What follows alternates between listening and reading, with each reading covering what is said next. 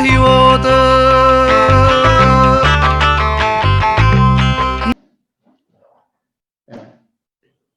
اوكي فلما نخلهم زيوم لما عنتي نعنا نناي سنيت كتكاتاتلو مصيخم دلهم مسغاناي يقرب كبر غاشانا دما انقعد حال مصاخا ازي بسنيت ميديا زدالو ناب نور مملاس زبل مدبي مدب ناب نور مملاس ኤርትራውያን በሐፈሻ ብፍላይ ከዓ መንእሰያት ብምዕቡል ፖለቲካዊ ንቕሓት ሃኒጾም ናይ ኣተሓሳስባ ስኒት ንኸምፅኡ ዝሕግዝ ኣብቲ ስኒት ዘዳለወቶ ናይ መጽናዕቲ ሰነዳት ምርኩስ ዝገበረ መደብ ኣስተምህሮ እዩ እዚ ኣስተምህሮ እዚ ከዓ ልዝብ ስኒት ይበሃል እቲ ናይቲ ፕሮግራም ሽሙ ከዓ ናብ ንቡር ምምላስ ይበሃል ክቡር ጋሻና እንኳዕ ድሓን መጻኻ لما عنتي كم أرستي غيرنا قريبنا يا دلنا حواز كينو سدرابيتاوي سرعة كبرتات أفريسكا هاجر أي سرحين ياتبل حواز كينو مالت بوانقوا ساهو سدرابيت إنا مالتي كم تقول لشاب دبلو أنقوا ساهو أي كإلني نسبات حاتي تأي فليتأيا من البعض انتدا بجيجا ادميت ايه اللي خوينا يقريتا كترموات خوليهم كم تعتبها الكواجن حواز كينو يعتبل حواز كينو مالتكا سدرابيتينا دبلي نايلومي ارستنا كم زي ادولكم سدرابيتاوي سرعه خبرتات افريسكا هاجر مسرح اي كالني يعتبل نايلومي مدبنا نغاشانا صنيحو خلاليكم يشمو كمتي كل غزي زغبر كم قال محتت نحنا كنحاتو سوق ملسلنا زي كونه بديسكاشن ويكا بلزب ملكع غيرنا اينا كان قمطو حاسبنا دلنا سلازي غاشانا تحتاتاي نحنا حاتتي ايكوننا كلتينا اغايشينا مالتي بزي تواهيبنا دلو ارستي كنزاربينا من البعض قدمي نغاشانا ناصر نورو دلالينا انا نشتي حبريتا خب من البعض بزح سب فلطنيو شمي ابراهيم سراج احمد دين يدبال قال زرزر كي اتخو اب هيومن ريسورسز ديفلوبمنت ويكا عقم السبات ام عباي ناي دكتوريت ديجري لني ابال ناي سنيت منقسقاس كاي سنيت زابزا ارما تريوا دلهم مالتيو كم فلتوات صبوتم لي فلتواخا حجي ختل عليوا امبار ناتي غاشانا خنملس اسك ناصر نورو ماني باخا خنجمر تفضل يغني لي مجمريا دكتور ابراهيم كوموين كل خاتكم ابالات نايسينيت نزي مدب ام دلاو زتخافلكمن اتي قداي نايسينيت حزكم نهزبنا اب نقاح توافيركم زلخم كل خاتكم مسغاناي كقربلكم يفتو كم اوين كلكم تخاتاتلتي ناي مدب سينيت كمسغنكم يفتو شمي ناصر نورو عبد الحي يبحال اب اسمرا اب اخريات وليده او نيشتي عدمي او احليفه سقاب شاد شايكفلي اب اخريات تماهيري دحريو شاوع كفلي اب ملستنيا بيت مرتي اب 4 سمرا تماهيري دحريو ناي سدت غعزو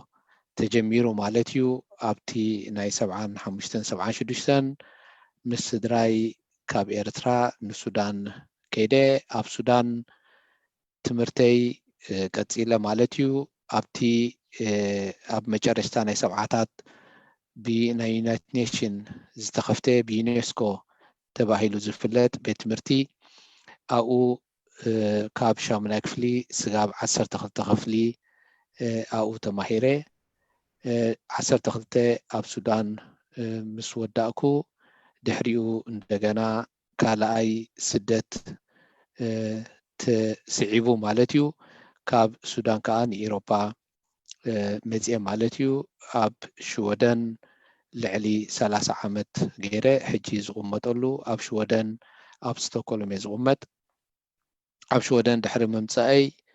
دحري ناي حصير غزي ناي قانقوا شودن دحر ممهاري اب ناي سراح مادي توافيره اب ناي سدتنياتات مقبال او سراح كما ترجمه جميره دحري بو ابي لدما ابتي ناي شودن ناي ناي حبرت سباوي قداي بيت صحفت او مستدرا بيتاتن من اسياتن قلعتن زبل كفلي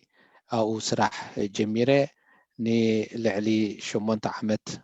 او سريح مالتيو ابت غزيتي دما زياده اتي ناي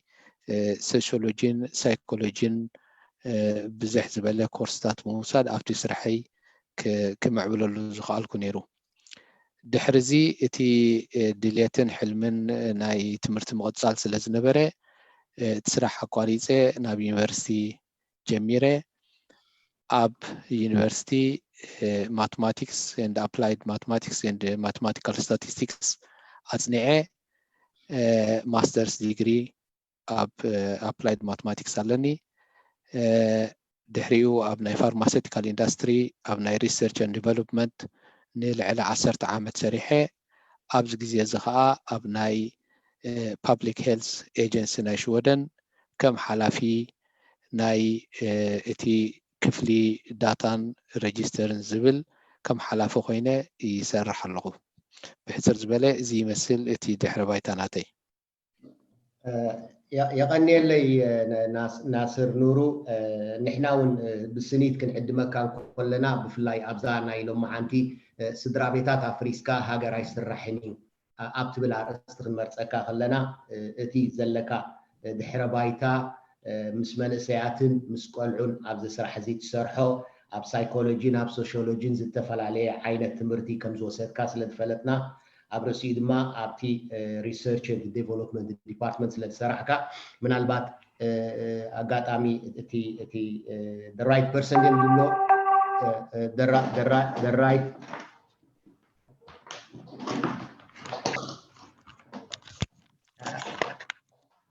حنسب باتري تاشميراتني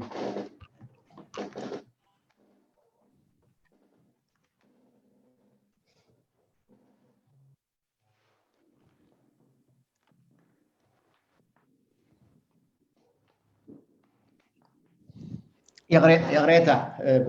باتري تاشميراتني غينا هو نحن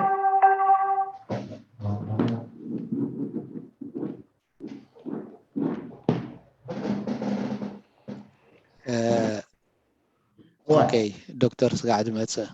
تمليس كدكتور هو ماتي لهم اوكي نحناون السوتات تي باك جراوند ناتكا السو اصنعنا انا صويناكا سلازي كم دي رايت بيرسون دبلو نزا رأس زياده بقع سبينا صوينا امبار قدمي نابتي غداي متاوي ابر بعته ارستاتينا كنزارب مريص ادلو فقادنيا انت داخونكا اتيا قداميتي سدرا بيتاوي كبرتاتن انتاي مخانو كنزارابينا دحريو اقداسنت سدرا بيتاوي كبرتات كنزارابينا ابتا سالسيتي ابز ساعات زي اب هاجرنا اتي سدرا بيتاوي كبرتات اب كمي كونتات هالو اب مጨረሻ خا نزي ناي هاجراوي ويقا سدرا بيتاوي كبرتات اب هاجرنا كمي غيرنا نعقبو تبل اب كنزا ابزن 4 نطبتاتينا كنزارب حانتي نقول سباه كبلون عهاون بناصنت كتزارب منتي ازي لو معانتي تزاربو نصا خونكا نعاخاز مسلكا تزاربو ليو قدن تسغا تبلو ناي سنيت الرائية ويكا ناي سنيت امالخاختا دنصبارق مالت ايكونن سلازي نصا خونكا نختزارب لنا انا غبو فيلو مامسي مو كيبلنا سلازي نصا ايخا مالتي بار بتيا قداميتي خجمر ناصر مس ባይዘወይ ኩላትና ክንርድኦ ዘለና ኤርትራ ናይ ብዙሕነት ሃገር እያ ኣብ ናይ ብዙሕነት ሃገር ከዓ ኩሉ ግዜ ዝተፈላለየ ስድራ ቤታዊ ወይ ከዓ ቫልዩ ሲስተም ኣሎ ስርዓተ ክብርታት ኣሎ ስለዚ ኣብ ኤርትራ ብዙሕነት ስለ ዘለና ዝተፈላለየ ስድራ ቤታዊ ክብርታት ከም ዘለና ከም ውሁብ ገይረ ክወስዶ እየ ከምኡ ጌርካ ኢኻ እውን ኣብ ግምት ኣቲኻ ኢለ ይግምት እምበር ከምኡ እንተደኣ ኮይኑ በታ ናይ መጀመርያ ክንጅምር እሞ ሓው ናስር ፋሚሊ ቫልዩስ ወይ ከዓ ስድራ ቤታዊ ክብርታት ክንብል እንከለና ብዓይኒ ኣካዳሚ ወይ ብዓይኒ እምነታት ወይ ብዓይኒ ሶሻላዊ ወይ ማሕበራዊ ከመይ ይመስል ብኣኣ ክንጅምር ኦኬ ጽቡቕ መእተዊ እዩ ስለዚ መጀመርያ ቅድሚ ኣብቲ ስድራ ቤታዊ ክብርታት ምእታውና ንባዕሉ እቲ ስድራ ቤት ዝብል ምክንያቱ እቲ ኣርእስትና ብዓብዩ እቲ ስድራ ቤታዊ ክብርታትን ሃገርን ምህናፅ ሃገርን ዝብል ስለ ዝኾነ እንታይ እዩ ትርክክብ ናቱ እንታይ እዩ እቲ ኣብ መንጎ ስድራ ቤትን ኣብ መንጎ ሃገርን ወይ ምህናፅ ሃገርን ዘሎ ንክንርድኦም እንትን እቲ ንባዕሉ እቲ ስድራ ቤት ዝብል ኣብ ማዓባብላ ናቱን እቲ ድሕረ ባይታ ከምቲ ዝበልካዮ በቲ ኣካዳሚካዊ ሸነኽናቱን ብሃይማኖትን ንዕኡ ክንድህስሶሞ ድሕሪኡ ኣብቲ ክብርታትን ኣብቲ ብፍላይ ሕጂ ዘሎ ኩነታትን ናኡ ንክንመፅእ በጋ በቲ ኣካዳሚካዊ ሸነኽ እንተደኣ ክጅምር እንተደኣ ኮይነ ብውሕዱ እቲ ኣብ ስነ ፅሑፍ እንረኽቦ ካብቲ ናይ መጀመርያ ናይ ጥንቲ ናይ ግሪካውያን ፅሑፋት ዘሎ ኣብኡ እንረኽቦ መግለፂ ኣሎ ኣብቲ ናይ ኣሪስቶተለስ ብዛዕባ እቲ ሲቲ ስቴት ዝብል ክዛረብ ከሎ እንታይ ይብል እቲ መበገሲ ስድራ ቤት እዩ ስድራ ቤታት ድማኒ እንዳማዕበሉ እንዳተኣኻኸቡ ምስከዱ ገጠራት ይፈጥሩ እተን ገጠራት ድማ ብሓባር ኮይነን እታ ሲቲ ስቴት ወይ ኣብዚ ግዜና ዝሕጂ ዘሎ ሃገር ማለት እዩ ኣብቲ ግዜ ትግን ምናልባት ከም ሓንቲ ከተማ ዓባይ ንዝተፈላለያ ገጠራት ትጥርንፍ ነይራ ማለት እዩ ስለዚ እቲ መበገሲ ኣብ ናይ እቲ ናይ ግሪካውያን አንሸንት ታሽሙ ኣገላልፃ ስድራ ቤት መሰረት ናይቲ ድሕሪኡ ዝማዕበለ ካብ ገጠር ናብ ሃገር ዝማዕበለ ብስድራ ቤት ከም ዝጀመረ ገይሮም ይገልጽዎ ማለት እዩ እቲ ኣገላልፃ ናይ ግሪካውያን ኣብ ናይ ሶሻል ሳይንስ ክንርኢ ከለና ዊን ንስድራ ቤት ጥራሕ እቲ ባዮሎጂካሊ እቲ ናይ ስጋ ዘሎ ርክክብ ናይ ወለዶታት ጥራሕ ዘይኮነ ማለት ሰብኣይን ሰበይትን ደቆምን ንሱ ጥራሕ ዘይኮነ እቲ መግለፂ ናይ ስድራ ቤት ክገልፅዎ ከለዉ እንታይ ደኣኒ እቲ ኣብ ሞንጎ እቲ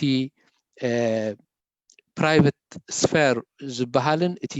ፓብሊክ ስፌር ዝበሃልን ዝራኸበሉ ክልቲኡ ዝጋጨወሉ ዝራኸበሉ እቲ ስድራ ቤት እቲ ናይቲ ስድራ ቤት ባህልታትን ክብርታትን ንሱ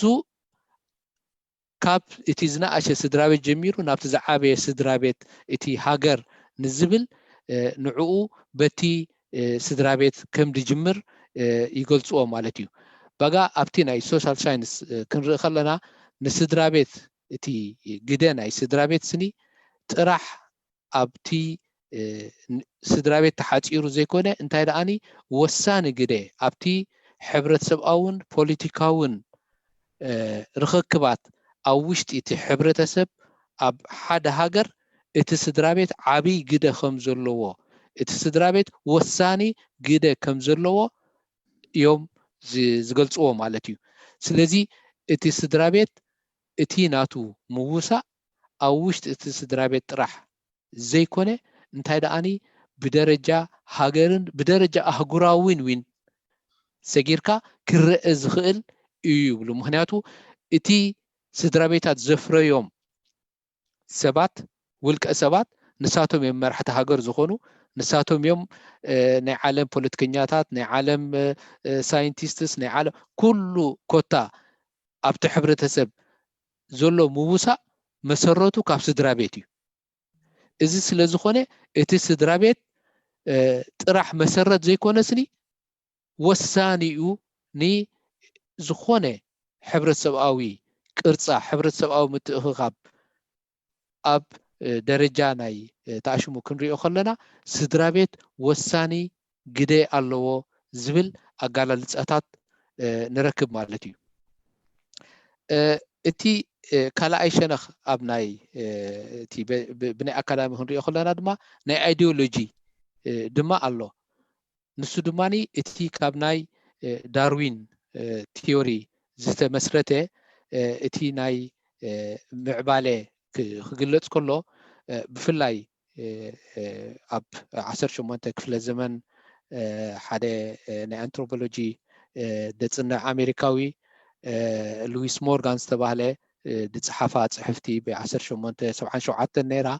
ሕጂ ንሱ ከመይ ገይሩ ይገልጾ ነቲ ምዕብልና እቲ ሰለስተ ስቴጅ ኢሉ ዝመቃቀሎ እቲ ሕብረተሰብ ክምዕብል ከሎ ካብ ሳቬጅ ዓይነት ሕብረተሰባት ነይሩ ዳሕራይ ኣብቲ ናይ ባርባሪዝም ከይዱ ድሕሪኡ ኸኣቲ ሲቪላይዜሽን እዚ ሕጂ ዘለናዮ ደረጃ ክበጽሕ ክኢሉ ዝብል መግለጺ ዝሃቦ ነዚ ምርኩስ ብምግባር እዮም ዳሕራይ በዓል እንግሊዝ ካርል ማርክስ ነዚ ናይ ሶሻሊዝም ተኣሽሙ ዘተኣታተውዎ ምክንያቱ ነቲ ምዕብልናቲ ነዚ ሕጂ ኣብ ሲቪላይዜሽን እንታይ እትዮም ምሉሳቶም ሽዑ እቲ ናይ ቁጠባ ብምእታው ኣብ ክንዲ እቲ ስድራ ቤት ናብ ደርቢ ናይ ደርቢ ሰራሕተኛ ደርቢ ሓረስታይ ደርቢ ተኣሽሙ ብምባል ብኸምኡ መግለጺታት ብምሃብ ነቲ ሕብረተሰባት ብደርባዊ ቅርጻ ደርባዊ ኣጋላልጻ ብምግባር ድማ እዚ ናይ አይዲዮሎጂ ኣትይዎ ማለት እዩ እዚ እቲ ብሕጽር ዝበለ ኣብቲ ናይ ኣካደሚካዊ ሸነኽ ክንርኢ ከለና እቲ ካልኣይ ሸነኽ ድማ እቲ ናይ ሃይማኖት ሸነኽ እንተዳኣኒ ክንርኢ እንተዳኣ ኮይና ብፍላይ ንዓና ከም ኤርትራውያን ድጸልወና እቲ ክልተ ዓበይቲ ሃይማኖታት እስልምናን ክርስትናን ምንጭናቱ እሱ ጥራሕ ዘይኮነ ሳልሰይ ድማ እቲ ናይ ይሁድ ሃይማኖት እዚ ሰለስተ ሃይማኖታት እዚ ናይ አብርሃም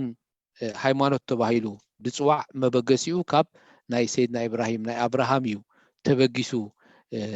ዝብል እምነታት ስለ ዘሎ እቲ እምነት እቲ ኣብ ምንታይ ዝተመርኮሰ እንተዳኣልና ኣብቲ መጀመርያ ናይ ወዲሰብ ኣፈጣጥራ ካብ ኣዳምን ሂዋንን እዞም ኣዳምን ሂዋንን እታ ናይ መጀመርያ ስድራ ቤት ንሳቶም እዮም ካብኦም እዩ እታ መጀመርያ ስድራ ቤት ምስ ተፈጠረት ድሕሪኡ ዝተፋረየ እዩ ዝሕጂ ዘለና ሕብረተሰብ ኣብ ዝተፈላለየ ብሄራትን ዝተፈላለዩ ኣህዛብን ዝተፈላለዩ ቋንቋታትን ዝተፈላለዩ ሃገራትን በፂሑ ስለዚ መሰረት ናይ ዝኹሉ ስድራ ቤት ሓንቲ ስድራ ቤት እታ ናይ ኣዳምን ሂዋንን ስድራ ቤት ካብኣ ዝፈልፈለ ስድራ ቤታት እዩ ስለዚ እቲ ስድራ ቤታዊ ቅርጻ መሰረቱ ናይ ዓለም ብስድራ ቤት እያ ተጀሚራ ስለዚ ስድራ ቤት ዝብል ኣምር ኣብ ሃይቲ ኣብዛ ዓበይቲ ሃይማኖታት ማእከላይ ቦታ እዩ ዘለዎ ከምኡ ስለ ዝኾነ ድማ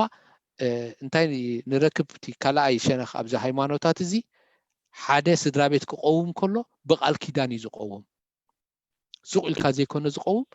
ብቃል ኪዳን እዚ ቃል ኪዳን እዚ ድማ ጽኑዕ ምትእስሳር ጽኑዕ ኣብ ነንሕድሕድካ ናይ ዘይምጥልላም ኣብ ነንሕድሕድካ ኣብ ሕማቕካን ጽቡቕካን ብሓባር ኮንካ ናይ ምጉዓዝ ቃል ኣቲኻ እተኣትዎ ቃል ኪዳን እዩ ስለዚ እቲ ሃይማኖታዊ ሸነኽ ነቲ ሕብረተሰብ ነቲ ስድራ ቤት ከቁሞ ከለዊን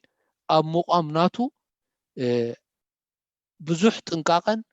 ብዙሕ ተኣሽሙ ፍሉይነት ዘለዎ እዩ ብደረጃ ሃይማኖት ክንሪኦ ከለና كم سلزخون أيدم أب حبر تسبنا إتي سدرابيتات كقوم كله إتي سنسرعات ناي مرعان ناي مقام سدرابيتن بتي هايمانوتاوي شنخ بو يزقوم إسلامي تخوينو أب قادي وياب شيخنا خيدو عقدناتو يقبر بشم ناي مسرت ناي قرآن ناي ربن اتي قال يعطو كريستيان تخوينو دما أب تخسيان كيدو ب قال كيداناتو أب مصحف قدوس زتمركز دما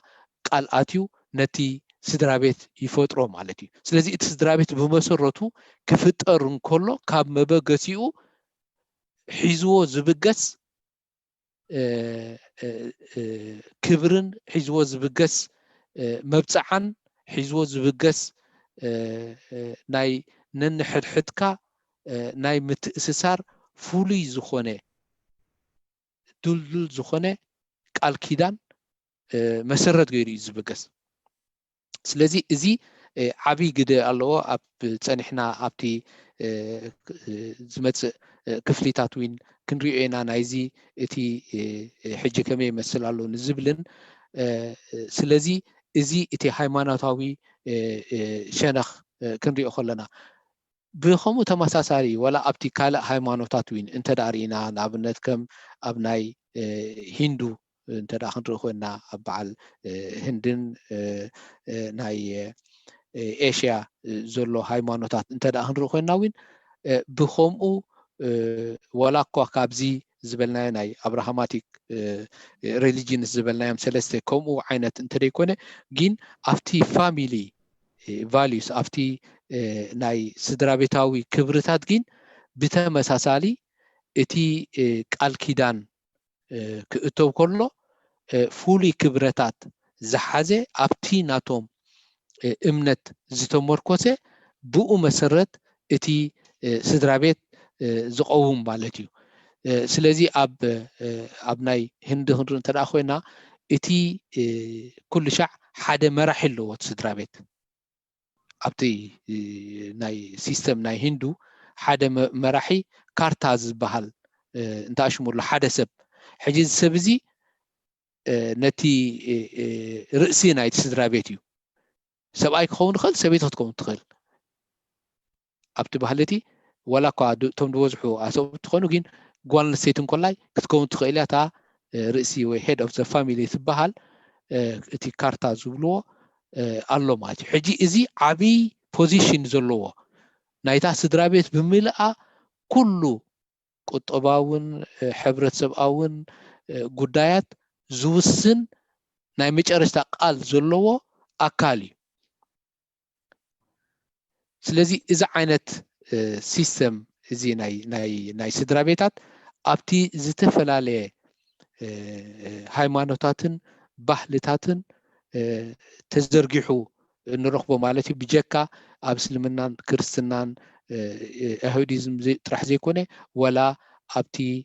ናይ ሂንዱ እንተኾነ ዊን ተመሳሳሊ እንታሽሙ ንረክብ ማለት እዩ ወላ ኣብ እቲ ናይ ቀደም ናይ አንሸንት ናይ አሲሪያን ናይ ፋርኦስ ኣብ ኢጂፕት ናይ ቻይና ዊን እንተዳኣኒ ተመሊስና ነቲ ታሪኻት ትሪኢና ዊን ዝተመሳሰለ ዓይነት ቅርጽታት ነይርዎ እኳ ዳኣኒ ኣብዚ ብፍላይ ነቲ ምግዛእ ነቲ ህዝቢ ክጥዕሞም ኢሎም እቶም ጋዛእቲ ሓይልታት እቲ ስድራቤታት ጥራሕ ከምቶም ዝኾነ ካልእ ሰብ ዘይኮኑስ ካብ ፈጣሪ ዝመፁ ገይሮም ዊን ይገልጾ ነይሮም ንነፍሶም ብኡ ምክንያት ኢና ንሕና ናይ ገዛእቲ ክንከውን ዘለና ካብ ስድራቤት ናብ ስድራቤት ክወራረስ ኣለዎ ዝብል ባህሊታት ድፀንሐ ንነዊሕ ግዜ ዝኸደ ኣብ እቲ ዳይናስቲ ናይ በዓል ቻይና ይኹን ናይ ኢጂፕት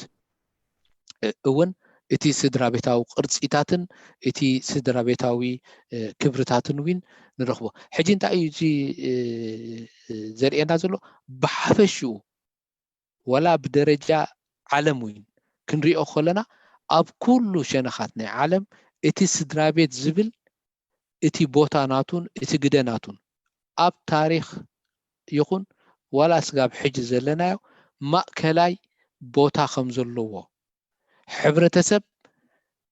ሃገራት ክምዕብል እንተደኣ ኮይኑ እቲ ስድራቤታዊ ቅርፃን ስድራቤታዊ ክብርታትን ስጋዕ ክንደይ ስጡም እዩ ስጋብ ክንደይ ሙዕብል እዩ ክሳብ ክንደይ ማዕርነት ዘለዎ እዩ ንሱ እዩ ደንፀባርቆ ኣብቲ እቲ ናይቲ ሃገራት ምዕባለን ደረጃ ስልጣነን ደረጃ ሰላምን ቅሳነትን ስለዚ